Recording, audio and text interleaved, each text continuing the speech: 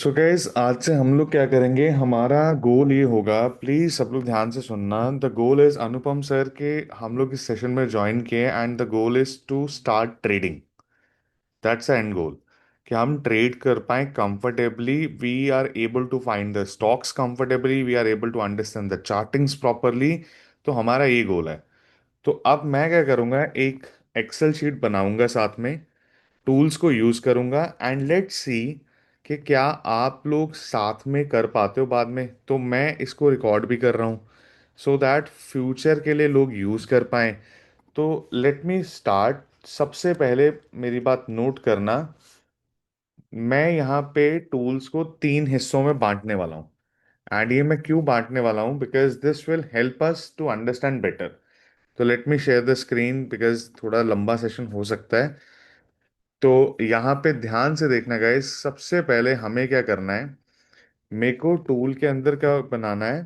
देखो, टूल के अंदर क्या क्या चीजें कर सकते हैं आप। सबसे पहले मैं यहाँ पे टूल्स ट्यूट लिख देता हूँ, ट्यूटोरियल जो हम करने जा रहे हैं। एंड मेरी बात ध्यान से समझना, हमारा एंड गोल है कि कैसे सिलेक्शन होता है। तो इसमें बकेट क्या क्या हो सकते हैं। एक हो सकता है स्टॉक सिलेक्शन। उसके बाद क्या बकेट बन सकता है, डेटा एनालिसिस। उसके बाद क्या बकेट बन सकता है यहाँ पे, बेसिक फीचर्स ऑफ टूल। और उसके बाद हो सकता है ऑटोमेशंस इन टूल। ये चार पार्ट्स में टूल डिवाइडेड है। हम क्या करेंगे, हर रोज एक पार्ट उठाएंगे और इस फ्राइडे तक ये पूरा टूल को अच्छे से समझ लेंगे। एंड उसमें क्या होगा, जो मल्टीपल चीजें हमें यूज करनी होंगी हम लोग वो करेंगे। एंड अब ध्यान से सुनना, हम लोग क्या करते हैं, बेसिक फंक्शनैलिटी से स्टार्ट करते हैं, क्योंकि बहुत सारे लोग बिगनर होंगे जिनको अभी चीजें नहीं क्लियर होंगी। तो हम लोग ना बेसिक फंक्शनैलिटी से शुरू करके और इसको धीरे धीरे स्केल कर देंगे। तो सबसे पहले जब मैं बेसिक फंक्शनैलिटी की बात करूंगा तो गाइस, मैं यहाँ पे थोड़ा सा लिख देता हूँ कि मेरे लिए बेसिक फंक्शनैलिटीज क्या क्या होती हैं। यहाँ पे देखना गाइस, जब भी बेसिक फंक्शनैलिटी की बात आती है ध्यान से, एक होता है चार्ट्स को ओपन, उसके बाद चार्ट्स को रीड करना, उसके बाद इंडिकेटर्स को अप्लाई करना, मार्किंग करना, या फिर आप बोल सकते हो ड्राइंग करना चार्ट पे, कि आपने ड्रॉ कर लिया चीजों को। ये इंपॉर्टेंट होता है। उसके बाद आपके लिए क्या इंपॉर्टेंट होता है, सेटअप्स को बिल्ड करना। ये बेसिक्स से होंगे। मल्टीपल चार्ट्स यूज करना, ठीक है। उसके बाद डिफरेंट चार्ट्स को यूज करना। मतलब ये मैं इसलिए बता रहा हूं कि क्या क्या इंपॉर्टेंट होगा। वॉच लिस्ट को मैनेज करना, वॉच लिस्ट को मैनेज करना, क्रिएट और मैनेज दोनों आता है इसके अंदर। लिखते रहना गए सब लोग, ठीक है। वॉच लिस्ट को क्रिएट करना या मैनेज करना। उसके अलावा जब हम लोग बात करते हैं तो बेसिक में क्या होता है, आपके लिए आता है बाय, सेल, स्टॉप लॉस। उसके बाद आता है आपका बाय सेल स्टॉप लॉस हो गया। उसके बाद हमने क्या कर दिया, order modification, types of order. ये सारी चीजें इंपॉर्टेंट होती हैं कि किस टाइप का ऑर्डर हम लगाने वाले हैं। एंड उसके बाद कैटेगरीज ऑफ ट्रेडिंग, कि कौन से कैटेगरीज के अंदर हम ट्रेड करने वाले हैं। अब एक और चीज आती है यहाँ पे कि ठीक है, हमने कैटेगरीज ऑफ ट्रेडिंग देख ली, हमने ये सारी चीजें लिख ली। उसके अलावा हमारे पास क्या होता है, मैं आपको बता देता हूँ कि जब आप ये सारी चीजें कर लेते हैं तो उसके बाद यहाँ पे ये सब कुछ होगा कहाँ पे, ये सब कुछ होता है एक ही टूल पे जिसका नाम है ट्रेडिंग व्यू। मेरी बात नोट करना, इसका नाम ट्रेडिंग व्यू है। हम ये सब कुछ ट्रेडिंग व्यू पे करने वाले हैं। अब इसमें हमारे लिए आगे जाके इंपॉर्टेंट क्या होगा आशीष सर, डेटास। कि अब मैं आपको एक डेटा देता हूं जो कि बहुत ही खराब डेटा है। जो सुन के आपके भी थोड़े से सरप्राइजिंगली फैक्ट्स आपको लगेगा झटका। लास्ट 4 महीने के अंदर इंडिया में लगभग ऑलमोस्ट 4 लाख करोड़, मतलब लास्ट 1 साल में, सॉरी, ऑलमोस्ट 4 लाख करोड़ की सेलिंग हुई है। किसने की है? फॉरेन इन्वेस्टर्स ने। क्यों की है? इंडिया के अंदर प्रॉब्लम क्या आ रही है? एक, कि हमारे टैक्सेस जो है वो कैपिटल गेन का टैक्स जो है वो 10% से 12.5 कर दिया था। उसके अलावा क्या था? फ्यूचर एंड ऑप्शंस के अंदर एसटीटी चार्जेस बहुत बढ़ा दिए थे। मतलब चार्जेस इंपॉर्टेंट जो था, चार्जेस पार्ट बढ़ गया था। फिर उसके अलावा क्या था? एआई आ गया। ये 2 3 4 फैक्टर जो है इन्होंने काफी तंग किया है। और जब ये सारे फैक्टर्स मिल गए तो फॉरेन इन्वेस्टर्स ने अपना पैसा कहाँ भेजना शुरू कर दिया? वियतनाम, जापान, ऐसी कंट्रीज में। वहां पे पैसा जा रहा है। क्यों जा रहा है? बिकॉज वो एआई के लिए बहुत बड़े कंट्रीब्यूटर बनेंगे, लेकिन हम लोग अभी तक नहीं हैं। तो ये प्रॉब्लम है और हमें तो डाउनग्रेड किया गया है। अब ऊपर से एक और पंगा है कि अगर कुछ ठीक होने लगता भी है तो जियो पॉलिटिक्स बीच में आ जाते हैं। जैसे कल की न्यूज़ संकल्प से देखी सबने? अगर आप लेटेस्ट न्यूज़ देखेंगे ना, मतलब उसमें क्या हुआ था कि अब फिर से दुबई के अंदर अटैक्स स्टार्ट हो गए ऑयल वाले पे। कुछ ना कुछ होता जा रहा है। तो ऐसी चीजें हो रही हैं, ठीक है। एनी हाउ, इस पे नहीं जाएंगे, अब आगे बढ़ते हैं। अब हमें क्या करना है? हमें जो ये सारी चीजें करनी है, ये किस पे करनी है? Trading view. अब प्रॉब्लम क्या है? Trading view is a paid tool and it is a expensive tool. It is not a cheaper tool. The bare minimum cost of TradingView is, I think, 14K per year. 14,000। That's a bare minimum, I think, अगर आप annually लेते हैं। अब यार वो इतने पैसे उसको तो नहीं दे रहे हम लोग। तो हम लोग क्या कर रहे हैं? हम लोग के पास जैसे बाकी जो टूल्स अवेलेबल हैं उसमें वो ट्रेडिंग व्यूज होता है। तो जैसे मैं आपको बता देता हूँ कि ट्रेडिंग व्यू के लिए, ये let me open up the screen with you. Late me share the screen, sorry. ये देखिए, जैसे ये मैंने ओपन किया है, ये फायर्स का टूल है। इसी के अंदर सब कुछ ट्रेडिंग व्यू वगैरह सब कुछ लगा हुआ है।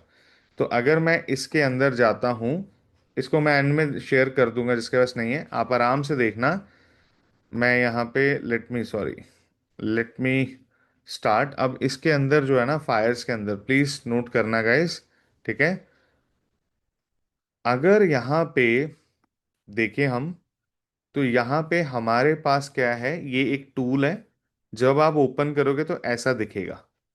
अब इसके अंदर क्या है कि अगर आपको पहले बेसिक फंक्शनैलिटी सीखनी है, not directly going to the stocks, तो हम लोग क्या कर रहे हैं, ये मैं दे दूंगा शैलेश सर, अभी स्क्रीन दिख रहा है ना वैसे? ये मैं टूल दे दूंगा अभी, लेकिन पहले समझना।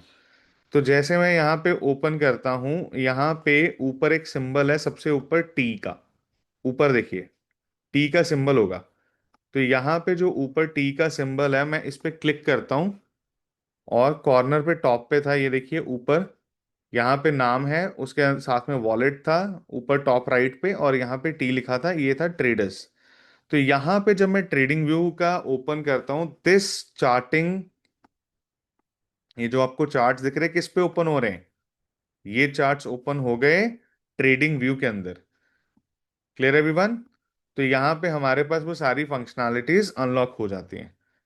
अब ये जो पावर्ड बाय ट्रेडिंग व्यू है, इसमें मान लीजिए मैं किसी चीज को ओपन करता हूं। सपोज करो आपको बेसिक है कि जब ये चार्ट ओपन हो गया, तो अगर आपको कुछ भी देखना है तो आप अपने मोबाइल से या डेस्कटॉप या लैपटॉप से टाइप करोगे। आपके सामने चार्ट खुला है, टाइप करना शुरू कर दो। जैसे आप टाइप करते हो तो हमारे पास गोविंद सर क्या आ जाता है? जैसे मैंने टाइप स्टार्ट किया, मान लीजिए HDFC, जैसे मैंने ये लिखा तो यहाँ पे क्या आ गया? यहाँ पे सारी चीजें आ गई। अब चीजों को कैसे क्लासिफाई करें? अब ऊपर देखो ऑल टाइप्स है, आगे क्या लिखा है? स्टॉक्स। स्टॉक्स पे क्लिक करोगे तो क्या आएगा? HDFC के रिगार्डिंग जितने भी स्टॉक है, शैलेश सर यहाँ पे बैंक है, इंश्योरेंस कंपनी HDFC की, यहाँ पे लिखा हुआ है HDFC AMC है। ये 3 तरह की कंपनीज लिस्टेड है। इसका मतलब है अगर मैं HDFC ओपन करता हूँ तो सिर्फ बैंक नहीं ओपन हो रहा है, यहाँ पे लोकेश सर बैंक के साथ इंश्योरेंस और एसेट मैनेजमेंट भी ओपन होता है। इसका मतलब मार्केट में एसबीआई की तीन कंपनी है। फाइसर, अगर मैं यहाँ पे स्टेट बैंक लिख दूं एसबीआई, तो इसमें क्या ओपन हुआ? इसने ओपन कर दिया स्टेट बैंक ऑफ इंडिया यहाँ पे, और यहाँ पे नीचे लाइफ इंश्योरेंस और कार्ड, इसकी भी तीन कंपनी है। तो मतलब है पहला सेगमेंट जब मैंने टाइप किया, मैंने सर्च किया, तो वहां पे क्या सर्च हुआ? बैंक, एसबीआई, तो वहां पे मैंने सिलेक्ट कर लिया स्टॉक्स।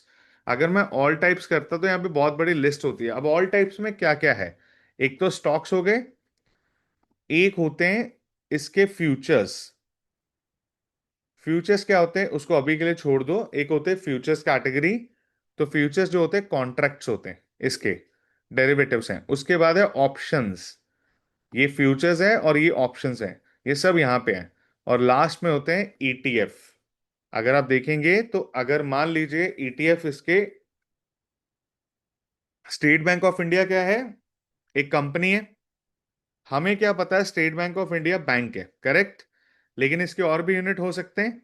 तो एसबीआई के पास फंड मैनेजर्स भी होते हैं जो कि आपका पैसा कहाँ लगाते हैं? स्टॉक मार्केट में। तो उसमें एक ऑप्शन होता है ईटीएफ। ईटीएफ में क्या होता है?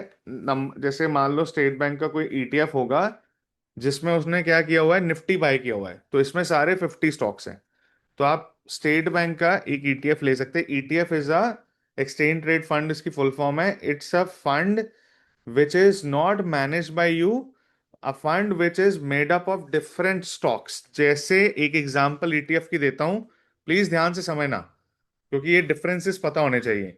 अगर मैं एक एग्जांपल दूं, मैं यहाँ पे लिखूं निफ्टी, और यहाँ पे क्या लिखा है? सिलेक्टेड ऊपर ईटीएफ।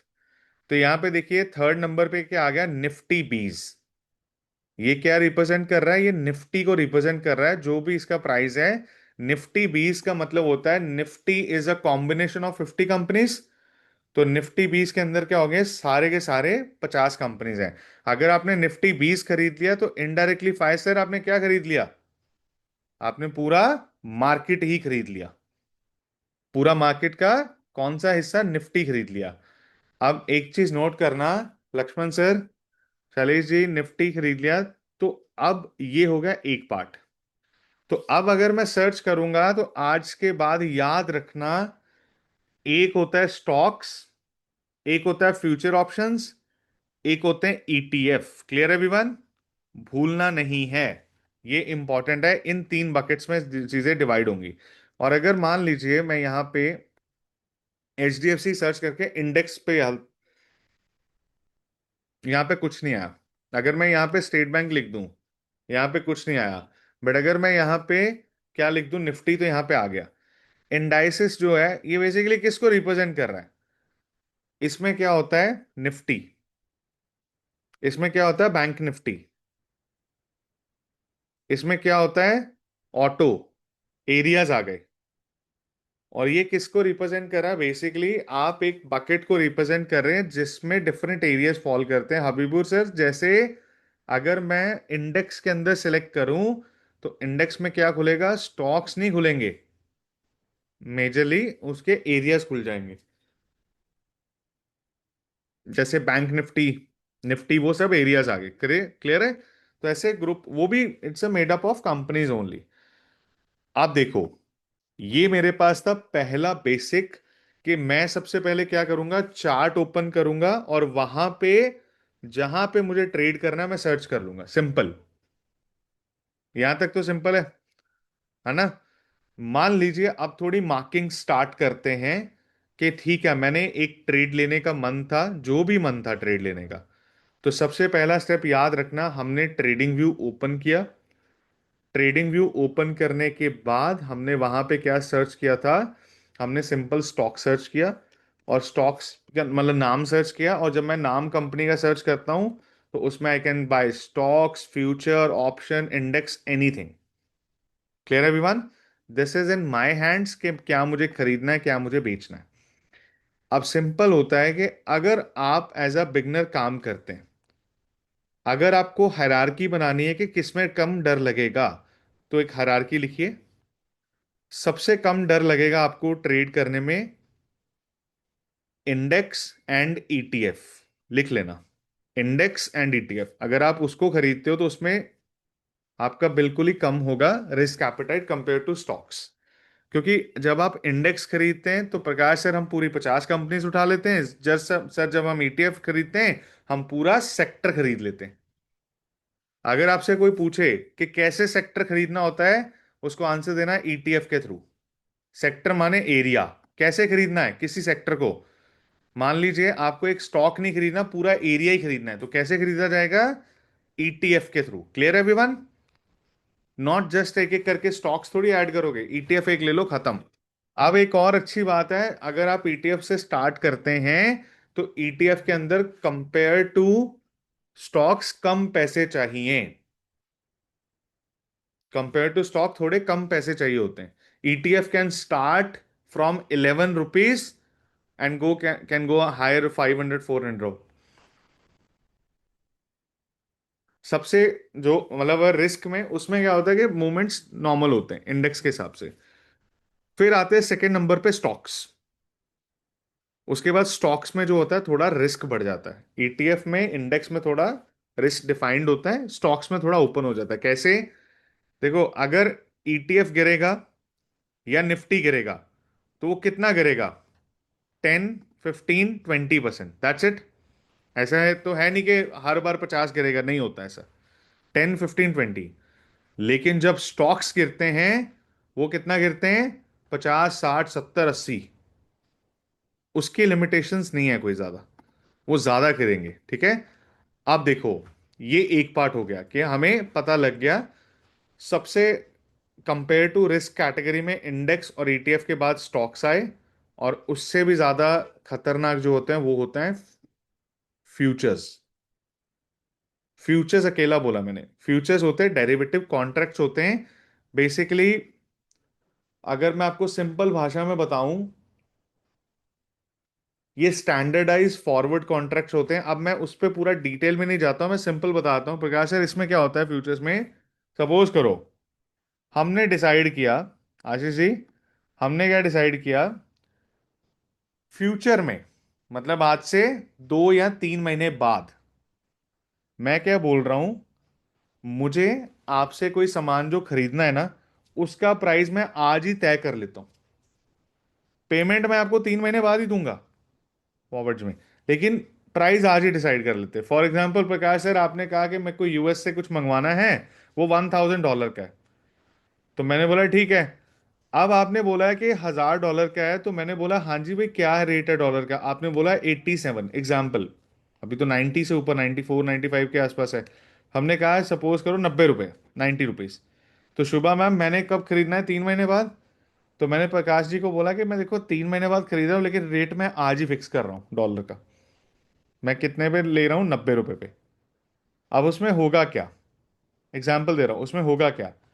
जो भी डॉलर ऊपर जाना है, जो भी होगा, मेरे को कोई फर्क नहीं पड़ेगा, मैंने आज ही रेट तय कर दिया और बाद में फ्यूचर में उसको एक्सरसाइज कर लूंगा। ये फॉरवर्ड्स होते हैं बेसिकली, और इसके स्टैंडर्ड फॉर्मेट्स जो होते हैं वो होते हैं फ्यूचर्स। उस पर अभी नहीं जाएंगे, बट फ्यूचर्स जो होते हैं रिस्की होते हैं। अब फ्यूचर्स के लिए बहुत ज़्यादा कैपिटल चाहिए। फ्यूचर्स की कैपिटल जो है 1.5 लाख से ऊपर स्टार्ट होती है। अब बदनाम किसको कर दिया? फ्यूचर एंड ऑप्शंस को। अरे फ्यूचर की गलती उतनी नहीं है जितनी ऑप्शंस की है। फ्यूचर्स तो लोग खरीदते नहीं है। क्यों नहीं खरीदते हैं आशीष जी? क्योंकि महंगा बहुत है। फ्यूचर्स तो कोई खरीद नहीं रहा है। खरीद किसको रहे हैं हम खरीद रहे हैं ऑप्शंस को। अब प्रॉब्लम क्या है कि हम खरीद लेते हैं ऑप्शंस को। ऑप्शंस जो होते हैं वो सबसे खतरनाक चीज है। उसमें it's a zero sum game, या तो जीरो होगा या 100 होगा। प्रॉब्लम यह है 90% से ऊपर का जीरो होगा। तो ऑप्शंस जो होता है वो सबसे रिस्की कैटेगरी है। उसमें तो आप जितना मर्जी ट्राई कर लो, उसमें प्रोबेबिलिटी टू लूज सबसे ऊपर रहेगी। ये हायरार्कीज है। इसका मतलब ईटीएफ इंडेक्स, स्टॉक्स, फ्यूचर्स और ऑप्शंस। अब अगर मैं आगे जाऊं तो मेरे लिए ये भी इंपॉर्टेंट है कि मैं जो ट्रेड करता हूं कौन से एक्सचेंजेस पे करता हूं, एनएससी एंड बीएससी पे, नेशनल और बॉम्बे पे। मुझे जो काम करना है वो एनएससी पे करना है ज्यादा, बॉम्बे पे नहीं, क्योंकि वहां पे ज्यादा वॉल्यूम होने वाला है।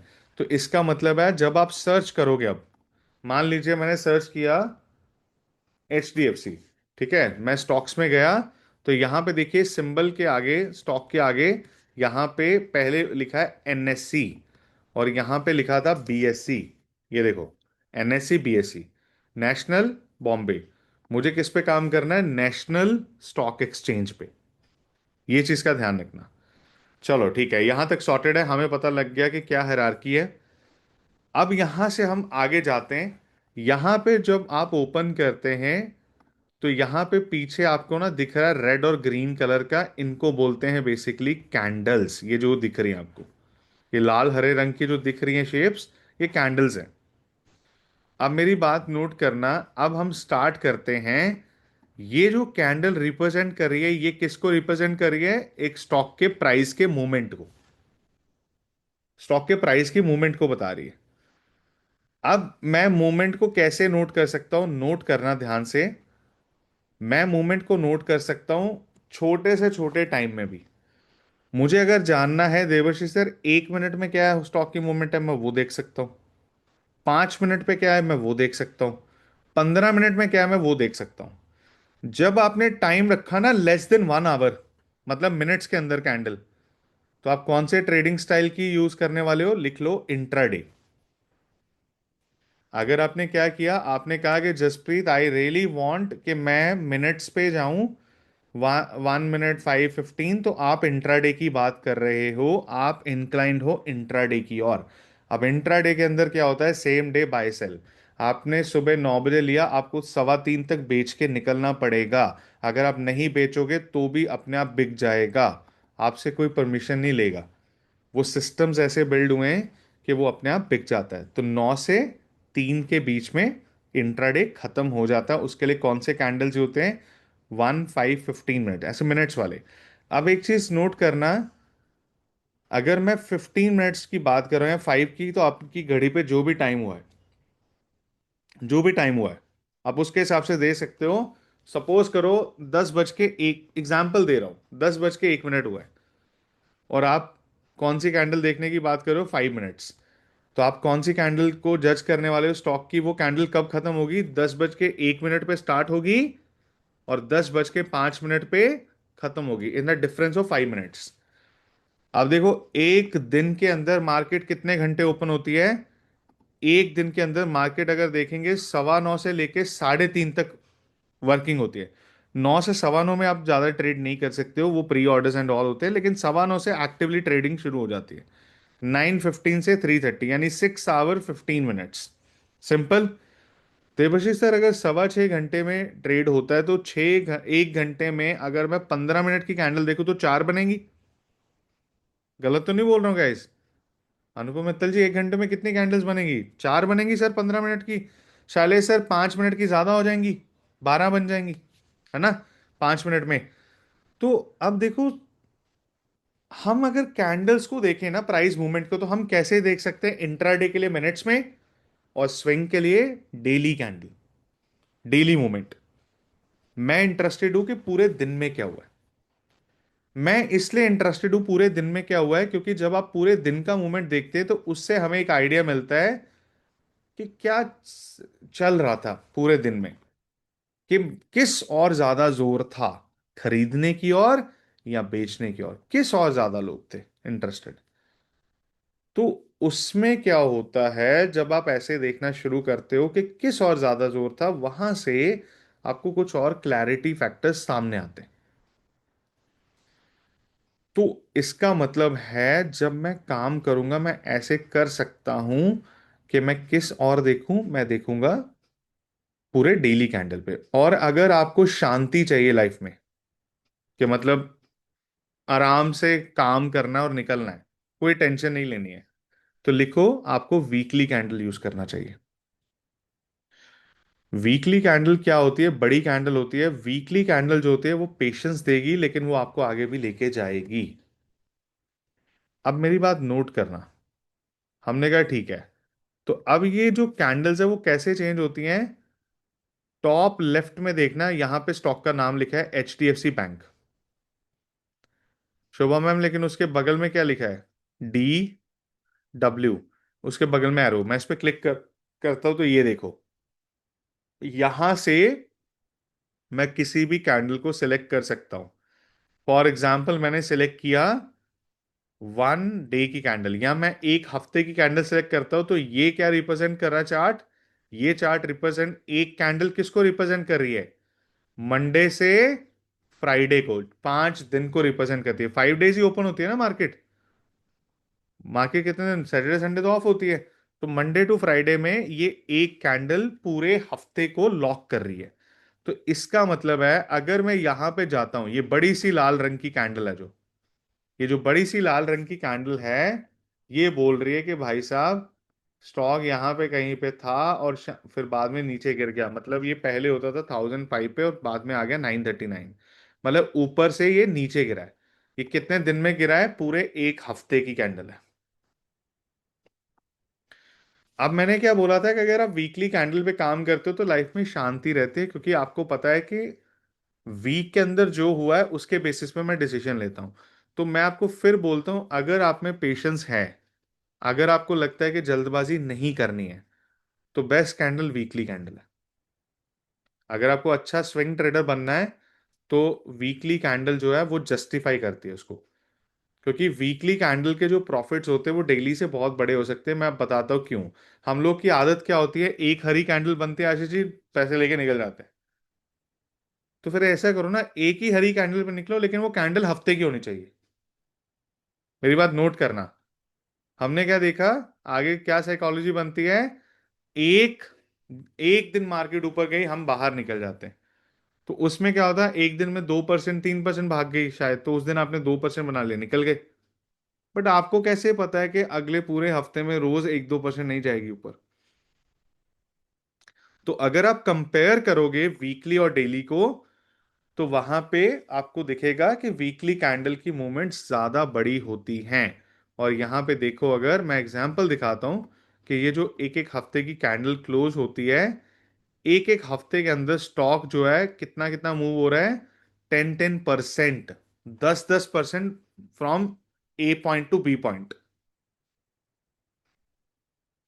मतलब हाई और लो में डिफरेंस क्या है? मान लो कि मंडे को 100 रुपए पे था, फ्राइडे को 90 पे आ गया, 10 रुपए का डिफरेंस एक एक हफ्ते में। अब ये इतना बड़ा प्राइस बैंड होता है, ठीक है। अब अगली बात, अब आगे बढ़ते हैं गाइस। यहां से पॉइंट ये है कि मुझे ये चीजें क्लियर हो गई कि ये सारी चीजें हो सकती है। कि हमने कहा कि ठीक है भाई, डेली तो कैंडल्स चेंज कहाँ से करते हैं हम लोग? टॉप लेफ्ट में राइट साइड पे जो ये लिखा है। अब देखो, ये है कैंडलस्टिक चार्ट, ठीक है। अब चार्ट भी मल्टीपल टाइप के होते हैं। एक होता है कैंडलस्टिक, और एक होता है जो हम सिंपल यूज करेंगे, लिखो लाइन चार्ट। Line, LINE। जो लाइन चार्ट होता है ना, वो बहुत सिंपल होता है, बिगनर्स को हेल्प करता है लाइन चार्ट। लाइन चार्ट के अंदर सिंपल लाइन बनी होती है, कोई कैंडल नहीं होती। अब ये आपको कैसे हेल्प करता है, ध्यान से सुनना। मान लीजिए अगर मैं आपको ऐसे कुछ दिखाऊं, ये देखना अभी, मैं आपको बोलूं ये लाइन बनी थी, ठीक है, ये ऐसे नीचे आ रहा था, लाइन बन रही है, और फिर ये या हो गया। इसको देख के आप क्या प्रिडिक्ट करोगे? क्या आप इसको देख के ये बोल सकते हो कि यार पहले कोई चीज नीचे जा रही थी और उसके बाद यहां से ऊपर जाना, ये पॉइंट जो है ये इतना ऊपर चली गई है? मैं गलत तो नहीं बोल रहा हूं? आपने बोला पहले नीचे गिरा था और फिर ऊपर। अब बिगनर को तो कैंडलस्टिक समझ ही नहीं आती कई बार, हर कैंडल, तो वो कंफ्यूज हो जाता है। तो क्या कर सकते हैं, if you are a beginner, हम लोग स्विच कर सकते हैं किसको? लाइन चार्ट को भी। ये भी हो सकता है। तो अगर मैं यहां पे जाता हूं, तो देखिए यहां पे जो मूवमेंट थी, वो कौन सी मूवमेंट थी? ये डेली वीकली जो भी सिलेक्टेड है, जो भी कैंडल है। सिन्हा सर, फिर मैंने क्या किया, मैंने यहां पे देखा डेली कैंडल के आगे ये जो एरो था इसमें कैंडल्स निकले, और उसके आगे ना ये ऐसे लाइन बना था, और जब अगले एरो पे क्लिक किया तो यहाँ पे लिख दिया उसने कैंडल, ऐसे हॉलो कैंडल, ये खाली मतलब शेप्स अलग अलग हैं। उसके बाद उसने लिख दिया वॉल्यूम कैंडल्स, और यहाँ पे लिख दिया लाइन चार्ट। यहाँ पे ऐसे बार्स पहले ऐसे भी दिखता था, और यहाँ पे लिख दिया लाइन चार्ट। अब ये देखो, अब यहाँ पे मैं क्या के बोल सकता हूँ, गोविंद सर लगातार ऊपर से नीचे गिर रहा था, और जब ये यहाँ पे आया यहाँ से ऊपर गया। मैं इसको देख के ये भी बोल सकता हूँ कि देखो जी, ये ऊपर से गिरा गिरा, ये मैं लाइन बना रहा हूँ, कैसे बनाता हूँ दिखाऊंगा, यहां तक आया।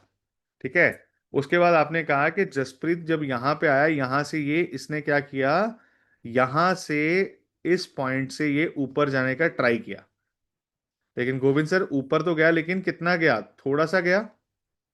और उसके बाद जब नीचे आया इस लेवल से टूटा तो फिर क्रैश कर गया। तो इससे हमें एक और चीज सिंपल वे में मिल जाएगी लाइन चार्ट से, कि देखो अगर कहीं पे रुका है, एक डायरेक्शन रुकी है, लगातार नीचे जा रही थी, रुक के ऊपर गई, तो शैलेश सर अब इसको ऊपर जाना चाहिए। अगर दोबारा ये इस लाइन से नीचे आ गया तो क्रैश हो जाएगा, वो आगे पढ़ेंगे। तो बेसिकली क्या होता है कि आपने एक ऐसे ड्रॉ किया था, आपने बोला था ऊपर से नीचे गिरा, इस लाइन पे आके वो ऊपर गया, सही है। लेकिन आपने बोला था कि अगर बेटा तुम इससे नीचे गिर गए, एक बच्चे को बोला कि अगर तुम 50% से ऊपर रहोगे तो पास तो रहोगे, लेकिन अगर ये लाइन जो है 50% मार्क्स की है, अगर तुमने इससे नीचे जाना स्टार्ट कर दिया तो तुम एक दिन फेल भी हो सकते हो, क्योंकि लेस देन 40% पे फेल हो जाओगे। तो उस बच्चे ने क्या किया, ऐसे 50% पे आया, थोड़ा सा इंप्रूव किया, 60 पे चला गया, उसके बाद फिर से ऐश प्रैश जिंदगी के कोई ना हो ही जाऊंगा, अब तो मैं पास हो ही जाता हूँ आराम से। फिर वो धीरे धीरे ग्राफ आया, जब वो उसके बाद 50% से नीचे गिरा, तो फिर उसको कौन खींचेगा अपनी ओर, 40% और failure in the terms of marks. तो बेसिकली होता क्या है कि लाइन चार्ट को आप देख के क्या बोल सकते हो, अगर मैं सिंपल एज अ बिगनर भी हूं तो मैं इसको देख के देखो क्या बोल सकता हूँ, मार्केट्स को देख के, मान लीजिए निफ्टी का इंडेक्स है, ये निफ्टी है, तो मैं यहाँ पे इसको देख के क्या बोल सकता हूँ, ध्यान से देखना।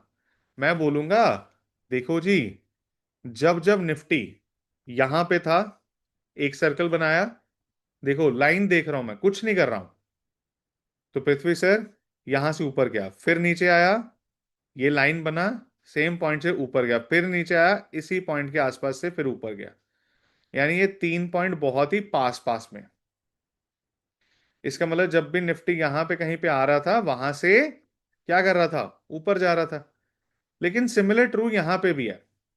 अगर मैं देखूं निफ्टी ऊपर जाता है ये पॉइंट पे, फिर गिर जाता है, फिर इसके आसपास आता है, फिर गिर जाता है, फिर इसके आसपास आता है, गिर जाता है, फिर इसके आसपास आता है, गिर जाता है, तो ये क्या बोल सकता हूं मैं, लाइन को देख के, कि जब निफ्टी यहां पे कहीं पे आता है गिर जाता है। अगर मैं यहां पे देखूं तो राहुल सर मैं क्या बोल सकता हूं, यहां पे क्या बोलूं लक्ष्मण जी, लाइन में क्या रिप्रेजेंट कर रहा है, अनुपम सर क्या लग रहा है यहाँ पे, देखो सब लोग, यहां पे मैं क्या देख रहा हूं, यहां रुका, फिर यहीं पे घूम रहा है, फिर यहीं पे घूम रहा है, फिर यहीं पे घूम रहा है, ये क्या हुआ पड़ा, एक जगह पे रुका पड़ा। मार्केट कभी एक जगह रुकती नहीं है ज्यादा देर, या तो ये इससे ऊपर जाती है या इससे नीचे गिर जाती है। लेकिन देखो एक चीज नोट करना है, क्या किया मैंने, बस लाइन को देख के। अब मैं एक और इंटरेस्टिंग इंसाइट देने जा रहा हूं, ध्यान से सुनना। देखो, जब कभी चार्ट्स को रीड करना है, चाहे वो कैंडलस्टिक्स है चाहे लाइन चार्ट को, तो जूम करना है, मतलब बड़े टाइम को देखना है हमेशा। ये नहीं कि आज क्या हुआ देखना, नहीं, ऐसे जूम आउट करो, मतलब बड़ा सा चार्ट देखो। जैसे हम लोग गलती क्या करेंगे, हमने देखा हम ऐसे देखेंगे चार्ट, हम ऐसे ना, ऐसे बड़ा बड़ा करके देखेंगे, आओ अच्छा, जूम करके देखना शुरू कर देंगे। नहीं, ये गलत अप्रोच है। इसमें आपको मूवमेंट्स पता ही नहीं चलेंगे हिस्ट्री में क्या हुआ था। लेकिन गोविंद सर, अगर मैं ऐसे करूं, मैं क्या कर रहा हूं सर, बड़े चार्ट को देख रहा हूं, तो इसके अंदर मुझे क्या दिख रहा है, मूवमेंट। अब मेरे को इंटरेस्टिंग क्या दिख रहा है, ध्यान से देखना शैलेश जी, यहां पे अगर आप देख रहे हो, आप बोल रहे हो रुका पड़ा है, तो मित्तल सर मैं ये भी बोल सकता हूं कि अगर मैं यहां से एक लाइन खींच दूं, यहां से रुका है ना, तो मैंने बोला यहां से मैं खींचता हूं, क्या पहले भी यहां पे कभी रुका था? अब देखो, क्या हिस्ट्री में कभी रुका था? ये देखो, आपको दिख रहा है यहाँ पे। यानी कि अगर देखें तो 2025 के मई मंथ में यहां पे घूम रहे थे हम, इसी पॉइंट। तो यहां से लेसन क्या मिलता है, अगर हम देखें निफ्टी को, तो क्या लास्ट 1 ईयर में रिटर्न दिया है? ना, नेगेटिव। और मैंने आते क्या बोला था, क्यों रिटर्न नहीं दिया है? क्योंकि फॉरेन इन्वेस्टर्स ने अपना पैसा निकाल लिया है। अब क्वेश्चन ये है कि अगर, इस पे भी आते हैं, फॉरेन इन्वेस्टर्स ने अपना पैसा निकाल लिया सारा, प्रकाश जी फिर हम क्रैश क्यों नहीं किए बड़ा? क्रैश भी करना चाहिए। अब वो इसलिए नहीं किए क्योंकि मेरे और आपकी म्यूचुअल फंड की एसआईपी बहुत बड़ी है। इंडिया में I think monthly 30,000, 28,000 plus crore की एसआईपी होती है हर मंथ, एवरी सिंगल मंथ। तो आशीष शर्मा जी, अगर उन्होंने 3,60,70,000, 4 लाख बेचा था, तो मंथ का कितना हुआ? 30-32 हजार। उतने की तो हमारी एसआईपी भी पड़ी अब। तो हम उतना तो खरीद ही रहे हैं हर महीने। लेकिन उसके अलावा बड़े प्लेयर्स भी बैठे हैं, एलआईसी टाइप, तो वो भी खरीदे। अब इसका मतलब है मार्केट में 3-4 बड़े प्लेयर्स होते हैं, उनमें से एक याद रखना, लिख लो, एफआईज हैं सबसे बड़े, foreign institution investor, institute investor. FI सबसे बड़े हैं। जिस कंपनीज में एफआई बेचना शुरू कर दे फॉरेन वाले, मतलब कुछ गड़बड़ होने वाली है उस कंपनी में। तो एफआई जो होते हैं सबसे बड़े लोग होते हैं, फॉरेन वाले, बहुत पैसा है उनके पास। सेकंड नंबर पे आते हैं डीआईस, इसके अगेंस्ट खड़े डोमेस्टिक इंस्टीट्यूशन वाले। डोमेस्टिक वाले कौन हो गए? जैसे हमारा एलआईसी है। जिस दिन, एक चीज याद रखना, मैं करता हूं आशीष जी अभी उस पे, जिस दिन एलआईसी छुट्टी पे चला जाए ना, और वो बोल दे मैं पैसा नहीं डालूंगा, उस दिन देखना इंडियन मार्केट गिर सकता है। क्योंकि एलआईसी बहुत बड़ा बायर है हमारा, बड़ा इंस्टीट्यूशन है। ऐसे एलआईसी की तरह कई इंस्टीट्यूशन है। और फिर एक कैटेगरी आती है मेरी और आपकी तरह, जिनको बोलते हैं रिटेल इन्वेस्टर। हम लोग क्या है? Retail investor. अपने को क्या है? अपने को थोड़ा थोड़ा ट्रेड करके पैसा बनाना होता है, मोमेंटम कैप्चर करते हैं। तो अब मेरी बात नोट करना, आज से याद रखना कि अगर कोई पूछे कि 3,50,000, 4 लाख करोड़ की सेलिंग पिछले एक साल में हुई, तो भी निफ्टी उतना गिरा क्यों नहीं? क्यों नहीं गिरा? क्योंकि हमारे एसआईपीज ने और हमारे डोमेस्टिक इंस्टीट्यूशंस ने बचा लिया है। ठीक है जी। बट अभी भी फॉरेन वाले रुकने का नाम नहीं ले रहे। अगर अपनी मार्केट को एकदम से ऊपर जाना है, तो किसके पैसे की नीड है? फॉरेन वालों के। उसको अपना पैसा वापस लेके आना पड़ेगा। अभी तक उसके साइन सिटी मैम नहीं दिख रहे। अभी तक ऐसे कोई पॉजिटिव साइन दिखे नहीं कि वो लोग बोले हम तुम्हारी ही कंट्री में खरीदेंगे। तो इसके लिए क्या करना पड़ेगा? इसके लिए हमारे एफपीआई एफडीआई पॉलिसीज को इम्प्रूव, मतलब फॉरेन डायरेक्ट इन्वेस्टमेंट, ठीक है, ऐसी पॉलिसीज को आरबीआई को या सरकार को इम्प्रूव करना पड़ेगा, ताकि फॉरेन इन्वेस्टमेंट्स को हम लोग अट्रैक्ट कर पाए वापस से। अभी हम अट्रैक्ट नहीं कर पा रहे, जिसकी वजह से, चलो अब आगे बढ़ते हैं।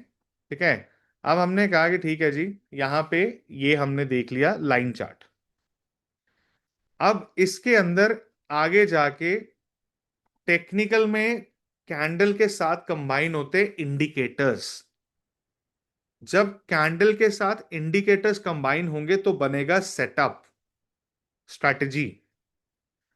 इंडिकेटर्स सिंपल भाषा में क्या बताते हैं, अभी मैं उस पर पूरे डिटेल में नहीं जाता हूं, वो बताते हैं डायरेक्शन किसी चीज की। तो इंडिकेटर्स थोड़ा सा डायरेक्शंस का साइन देते हैं, इंडिकेटर। अब यहां पे देखिए ऊपर, पहले हमने टॉप में निफ्टी के बगल में डेली वीकली देखा, फिर ये देखा, और उसके बगल में हमने क्या निकाल लिया, हमने कहा एफएक्स नाम से यहाँ पे एक सिंबल है, इस पे क्लिक करते हो तो यहाँ पे क्या लिस्ट आ गई? इंडिकेटर्स। प्रकाश सर, अब एक और चीज, जब आप ट्रेडिंग व्यू के पेड वर्जन में जाते हैं जो कि बेसिक वाला है, उसमें मैक्सिमम कितने इंडिकेटर यूज कर सकते हैं? 3। 3 से ऊपर आप नहीं यूज कर सकते, 3 मैक्सिमम है, ऐसा होता है। ठीक है जी, मैक्सिमम। अगर 3 से ऊपर चाहिए तो प्रकाश जी हमें और पैसे देने पड़ेंगे। सिंपल। अब नोट करना, यहां पे देखिए, अगर मैं देखूं, अब मैं यहां पे लगाता हूं सपोज वॉल्यूम। मैंने सिलेक्ट किया, मैंने ये सिलेक्ट किया, मैंने ये सिलेक्ट किया, मैंने एक और सिलेक्ट किया। मैं जितने इंडिकेटर लगाना चाहूं मैं लगा सकता हूं। It is in my hands. ऐसा नहीं है कि मैं एक या दो इंडिकेटर लगाऊंगा। मैं जितने इंडिकेटर लगाना चाहता हूं मैं लगा सकता हूं, मुझे कोई रोकेगा नहीं। That is in my hands. ठीक है। तो प्लीज एक चीज का नोट रखना कि इंडिकेटर्स कैसे देखा जाता है। मैं यहाँ पे फिर से बताने लगा हूं, प्लीज केयरफुली देखना यार, कि इंडिकेटर्स को देखने के लिए हमें क्या चाहिए होता है। हमें यहाँ पे देखो गाइस, इंडिकेटर्स के लिए जब मैं जाता हूं तो यहाँ पे ऊपर, मेरी बात नोट करना, मैं यहाँ पे डिलीट कर दूं चीजों को थोड़ा। तो यहाँ पे देखिए ये वॉल्यूम लगा हुआ है, इसको भी हटा देते हैं। तो यहाँ पे ऊपर डेली वीकली कैंडल थी, इसके बगल में क्या था, चार्ट्स थे, और ऊपर इसके बगल में क्या है, एफएक्स सिंबल जिसमें इंडिकेटर है जो आप लगा सकते हो। तो एक चीज का नोट करना, ठीक है, कि आप क्या कर सकते हो, इस चीज से इंडिकेटर्स भी लगा सकते हो। कोई डाउट होगा मैसेज कर देना। तो अब मैंने क्या समझ लिया है कि देखो जी, candle, daily, weekly, minutes plus indicators बनता है सेटअप। और चार्ट में कौन से दो यूज करने हैं, कैंडल और लाइन। स्टार्टिंग में समझ ना आए ना तो लाइन चार्ट पे कर लो, कोई रोकने वाला नहीं है आपको, सही है वो। क्लियर है। आप लाइन चार्ट पे कर सकते हैं, गलत नहीं है, सिंपल है। अब मेरी बात नोट करना, कौन से इंडिकेटर्स करने हैं उस पर अब बाद में आएंगे। अब मेरे को पता लग गया कि इंडिकेटर, अब उसके बाद आगे जाके कई बार क्या होता है, जब आप ट्रेड करोगे, जब आप ट्रेड करोगे तो क्या होगा, मान लीजिए ट्रेड करोगे, तो हमने कहा कि जसप्रीत, मेरे को अगर ट्रेडिंग के अंदर, नोट करना, अब जो मैं पॉइंट बोलने जा रहा हूं मैं लॉजिकली बताऊंगा। कई बार क्या होता है, आपने, आशीष जी, ट्रेड लेना है तो आप किस और देख सकते हैं, आप कैसे देख सकते हैं, ध्यान से समझना, कि आपने कहा था कि आप ट्रेड करना चाहते हो। यस करूं सर, वीडियो मिल जाएगी, डेली कैंडल पे या वीकली पे। प्रकाश सर, तो मैं ये भी कर सकता हूं कि दोनों को एक साथ देख लूं एक ही स्क्रीन पे, है ना। तो वो मेरे और काम आ सकती है। फॉर एग्जाम्पल यहां पे देखिए, मैंने यहां पे देखा कि मल्टीपल सारी चीजें हैं।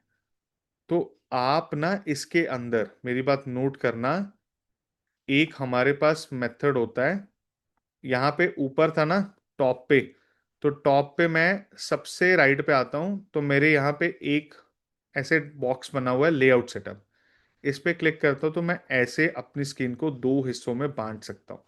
नीचे वाले को मैं लगा देता हूँ, सपोज करो कौन से चार्ट पे, डेली पे, और ऊपर वाले को मैं कर देता हूँ वीकली में। तो अब दोनों की शेप्स देखना अलग हो जाएंगी। नीचे वाला किसको रिप्रेजेंट कर रहा है, डेली को, कैन यू सी है, नीचे वाले की शेप अलग है। और प्रकाश सर ऊपर देखिए, सिंपल हो गया। और भी नीचे देखो कितने सारे टर्न्स हैं, पिवट पॉइंट्स, एक दो, यहाँ पे तो एक ही है, यहाँ पे तो एक ही दिख रहा है, नीचे दो। तो आप क्या कर सकते हो, इसके बेसिस पे भी डिसाइड कर सकते हो कि मुझे क्या करना है क्या नहीं करना है।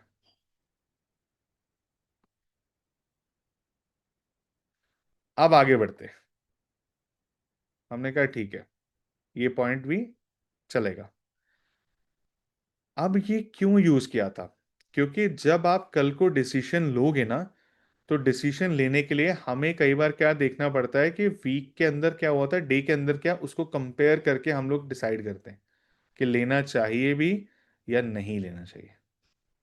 ये चीज का ध्यान रखना, क्योंकि इसके बेसिस पे हम लोग क्या करेंगे, डिसाइड करेंगे वेदर टू बाय, सेल और नॉट। अब अगली पार्ट, हमें समझ आ गया कि ये चीजें हो सकती हैं।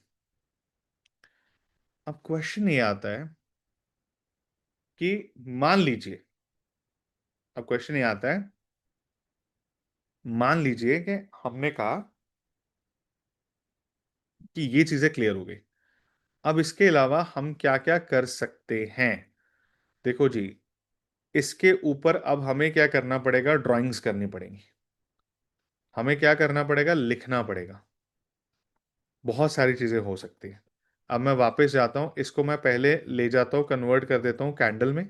ये सिंपल कैंडल स्टिक्स दिखने शुरू हो गए। इसको मैं डेली पे ले जाता हूं, ये सिंपल डेली का चार्ट दिख रहा है मुझे। अब देखो, मैं अपने इसके अंदर क्या कर सकता हूं, मैं यहां से जाऊंगा और लेफ्ट साइड में सारे मेन्यूज हैं। लेफ्ट साइड में सारे मेन्यूज आएंगे जिसमें हम लोग क्या करेंगे, एक एक करके चीजें ड्रॉ कर सकते हैं। फॉर एग्जाम्पल, मैंने बोला कि मुझे यहाँ पे कुछ ड्रॉ करना है, तो यहाँ पे लेफ्ट साइड में सेकंड नंबर पे क्या लिखा है, ट्रेंड लाइन। ये देखो, तो ट्रेंड लाइन क्या होती है, जिसमें मैं ऐसे लाइंस को ड्रॉ करता हूं, ये वाली सीधी लाइंस। ये वाली जो लाइंस नहीं है, ये कौन सी है, ये ट्रेंड लाइन है। तो अब डिफरेंस देखना, मैं आपको एक चीज दिखाता हूं आगे, क्योंकि वो भी आपको हेल्प करेगा। देखो गाइस, एक होती है ट्रेंड लाइन, जिसको मैं ऐसे कहीं पे भी एक से दूसरे पॉइंट तक कर सकता हूं। आपने करना क्या है, एक जगह पे क्लिक किया, जहां तक ड्रॉ करना है वहां पे क्लिक कर दो। पहले स्टार्टिंग एक थी, क्लिक किया, एंड पे क्लिक कर दिया, वो लाइन बन जाएगी। आप इसको स्ट्रेट कर सकते हो, जैसे भी टेढ़ी मेढ़ी कर सकते हो, ऐसे कर सकते हो, एंगल पे सीधी, जो भी है, ठीक है। ये होगी ट्रेंड लाइन, इसको मैं नाम लिख देता हूं यहाँ पे ताकि आपको आइडिया मिले। अब आते हैं, इसके ऑपोजिट है, एक लाइन होती है। अब ये देखना, मैं ड्रॉ कर सकता हूँ मैनुअली, जो कि स्ट्रेट ऐसी नहीं होगी, मतलब मैनुअली, मतलब कहने का मतलब मैनुअली ये भी थे वो, लेकिन ऐसे स्ट्रेट नहीं होगी। तो यहां पे मैंने सेलेक्ट किया था ट्रेंड लाइन, जिसकी वजह से मैं ये कर पा रहा था, ठीक है।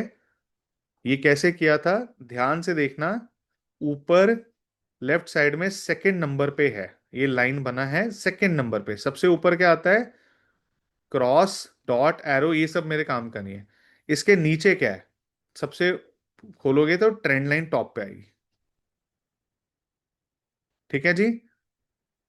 अब मुझे पता लग गया ट्रेंड लाइन टॉप पे आने वाली है। अब मैं इसके बेसिस पे क्या कर सकता हूं, ड्रॉ कर सकता हूं। ये मेरे सबसे ज्यादा काम की चीज है। अब आते हैं नीचे, ट्रेंड लाइन के बाद देखो, जो थर्ड नंबर पे ऑप्शन है ना, इसके अंदर सेटअप्स हैं। ये जो है सेटअप्स होते हैं, इसमें हमारे काम आएगा फिर रिट्रेसमेंट। तो सेटअप क्या करना है, थर्ड नंबर पे। Clear everyone. ये मैं बार बार खोल के इसलिए दिखा रहा हूं संकल्प सर, क्योंकि इसकी पीडीएफ बन रही है साथ में।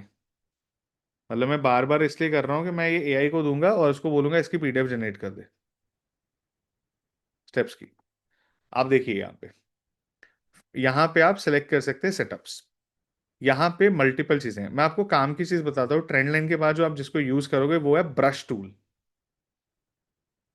ब्रश टूल क्या होता है, फिर मैं सिलेक्ट कर देता हूं, यहाँ पे ट्रेंड लाइन दूसरे ऑप्शन में था, उसके नीचे आते हैं तो छठे ऑप्शन में आएगा ब्रश। तो ब्रश में मैं क्या कर सकता हूँ, ऐसे अपने हिसाब से कर्व्स वाली लाइन ड्रॉ कर सकता हूँ। ये मैं ऐसी लाइंस ड्रॉ कर सकता हूँ, ब्रश मतलब ड्रॉ करना। तो ये मैं कैसे ड्रॉ कर रहा हूँ, ब्रश से। तो अगर मैं यहाँ पे लिखूं ब्रश टूल, तो इसमें लाइन का डिफरेंस देखना, मैं अपनी ओर से सीधी लाइन ड्रॉ करने की ट्राई करूंगा। मैंने अपनी ओर से सीधी लाइन ड्रॉ करने की ट्राई की, लेकिन प्रकाश से वो थोड़ी बहुत ही मूवमेंट हुई है ऊपर नीचे। तो ब्रश लाइन से क्या होता है कि आप ऐसे कोई फ्लेक्सिबल रहते हो, ऐसे ड्रॉ कर सकते हो कुछ भी, ठीक है जी। उसके बाद ब्रश टूल के साथ एक हमारे काम की चीज है पाथ। मैं इसका नाम लिख देता हूं पाथ। पाथ टूल क्या होता है, ट्रेंड लाइन क्या होती है, एक पॉइंट से दूसरे पॉइंट को कनेक्ट करने के लिए, सिंपल, कुछ और तो थी नहीं। पाथ क्या करता है, सपोज करो मैं यहां से स्टार्ट हुआ, यहां से स्टार्ट हुआ, ये ऐसे ड्रॉ कर सकता हूं लगातार। ये देखो, मैं लगातार ड्रॉ कर सकता हूं। ये कौन सा टूल है, पाथ। तो पाथ के अंदर क्या होता है, आपने सपोज एक पॉइंट से स्टार्ट किया, मैंने सिलेक्ट किया पाथ का, मैंने एक पॉइंट से स्टार्ट किया, यहां तक किया और फिर यहां तक कर दिया, तो मैंने ये दो बना दिए। तो पाथ क्या होता है, it is not a trend line जिसमें एक से दूसरे पॉइंट पे कनेक्ट करते हैं, इससे पूरा आप अच्छे से पाथ डिजाइन कर सकते हैं। एग्जाम्पल, मैं इस पे ये भी, जो आपने लाइन चार्ट पे देखा था, मैं ये भी कर सकता हूँ। ध्यान से देखना कि निफ्टी के अंदर ये ऊपर से नीचे गिरा, फिर ऊपर आया, फिर नीचे गिरा, ये देखो। ठीक है, मैं ये बोल सकता हूँ कि यहाँ पे इसका पाथ क्या था, पहले नीचे गया, फिर यहाँ से रिवर्स ऊपर आया, फिर नीचे आया, फिर यहाँ से ऊपर गया। तो ये मैं क्यों बना रहा हूँ पाथ। आगे जाके मैं बताऊंगा कि पाथ टूल भी कैसे बिगनर को हेल्प करता है। या तो आप लाइन चार्ट यूज कर लो, या तो लाइन चार्ट यूज कर लो, या पाथ कर लो कैंडल के साथ, आपकी कॉल है। आपके पैटर्न्स और क्लियर होने स्टार्ट हो जाएंगे, सिंपल वाले पैटर्न्स। तो अब यहां पे देखिए, यहां पे अगर आप लाइन चार्ट यूज करते हैं या पाथ यूज करते हैं, तो आपको क्या इजी रहेगा फाइंड करने में, सपोर्ट और रेजिस्टेंस। जहां नीचे से आप ऊपर आ रहे हो, मतलब बार बार सपोर्ट बन रहा है, ऊपर से नीचे रेजिस्टेंस बन रहा है। तो ये कैसे यूज करें, पाथ को यूज करके। अब देखो यहां पे हमने पाथ यूज कर लिया। उसके अलावा कई बार क्या होता है, जब मैं लिखता हूं तो यहाँ पे टी अल्फा बेटा, मैं इस पे क्लिक करता हूं तो यहाँ पे मैं कुछ भी लिख सकता हूं। This is for mainly writing. तो ये टी अल्फाबेट। अब यहाँ पे कई लोग होंगे जिनका मैथमेटिक्स थोड़ा सा, कैलकुलेशंस ठीक है लेकिन टाइम लगता है करने में, मतलब मेजर करने में कि कितने डिफरेंस एंड ऑल दैट। तो उसके लिए कौन सा टूल यूज होता है, मेजर। हम मेजर करेंगे किस चीज को, एक से दूसरे पॉइंट का डिस्टेंस। फॉर एग्जाम्पल, यहां पे देखिए, बहुत सिंपल भाषा में बताता हूं। फॉर एग्जाम्पल, यहां पे आपने बोला कि जसप्रीत, देबश्री सर, ये क्या है, चार्ट है। आपने बोला मैंने एक ट्रेंड लाइन ड्रॉ की नीचे इस पॉइंट पे, एक मैंने ड्रॉ कर दी ऊपर यहां पे। तो मुझे देखना है कि इन दोनों में कितना फर्क है, डिस्टेंस क्या है, परसेंटेज में या एब्सोल्यूट आपका नंबर्स में। तो मैं यहां पे सिलेक्ट करूंगा, लेफ्ट में स्केल बना है, इस पे क्लिक करता हूं। और यहां पे जब मैंने क्लिक कर दिया तो ये स्केल है, जैसे मेजर नहीं करते थे हम छोटे होते। हमें क्या करना है, दो पॉइंट में डिस्टेंस मेजर करना है। एक मैंने सेलेक्ट किया नीचे वाला, और इसको ऊपर को खींच दिया। तो जब मैं ऊपर खींच रहा था, यहां पे देखो इंफॉर्मेशन आ रही है कहां पे, ये देखो ब्लू कलर में क्या बोल रहा है ये, 18.85% का डिस्टेंस है। शैलेश सर, जानी कि नीचे से, सर ये 18% ऊपर जा सकता है। अगर मैं देखो अभी कितना ऊपर चला गया, ये चला गया सपोज करो 8% अभी तक। नीचे से कितना रिकवर कर चुका है अभी तक, करंटली 8। ठीक है, और कितने से नीचे गिरा है, 18% दूर से। ये कैसे मैं देख रहा हूं, क्या मैं कैलकुलेटर लेके बैठा हूं, नहीं, मैं ये मेजर टूल से सिलेक्ट कर रहा हूं। ठीक है जी। और उसके बाद जो हमारे काम की चीज आएगी वो आएगी, इस सबको क्या करना, मिटाना। तो सबसे लास्ट में लेफ्ट साइड में देखिए क्या है, डिलीट बटन, इस पे क्लिक कर दो। सब कुछ डिलीट हो गया, वापस से चार्ट नॉर्मल हो गया। आप इसको दोबारा जो करना चाहते हो कर सकते हो। ये आपके काम आने वाली चीजें हैं, बेयर मिनिमम। अगर आपको ये सब आता है तो आपके लिए ट्रेड करना आगे जाके आसान हो जाएगा, क्योंकि this is the bare minimum requirement. तो हमने आज क्या देखा कि बेसिक के अंदर हमने देखा चार्ट ओपन और रीड कहाँ से करना है, ये पॉइंट से। ठीक है, मैं ऐसे बता रहा हूँ कि हमने ये आज कवर किया। इंडिकेटर्स, मार्किंग, ड्राइंग, सेटअप्स कैसे होगा, इंडिकेटर्स को यूज करके, ये आगे और कवर डिटेल में हो जाएगा। ठीक है, उसके बाद हमने कहा मल्टीपल चार्ट्स, मैंने आपको दिखाया था ना कि डेली वीकली। उसके बाद डिफरेंट चार्ट, लाइन चार्ट, अभी याद करो मैंने बोला था लाइन चार्ट होता है। उसके बाद वॉच लिस्ट, ये हमारा पेंडिंग है, ये वाला पेंडिंग है। टाइप्स ऑफ ऑर्डर, ठीक है, कैटेगरीज ऑफ ट्रेडिंग फिर भी थोड़ा सा कवर्ड है, बट ये पार्ट पेंडिंग है। हमें अब आगे क्या करना है, वॉच लिस्ट, बाय सेल, ये सारी चीजें सीखनी है। अब इसमें बाय सेल भी मल्टीपल टाइप्स होते हैं, सिंपल नहीं होते। ठीक है, तो हम वो वाला कवर करेंगे।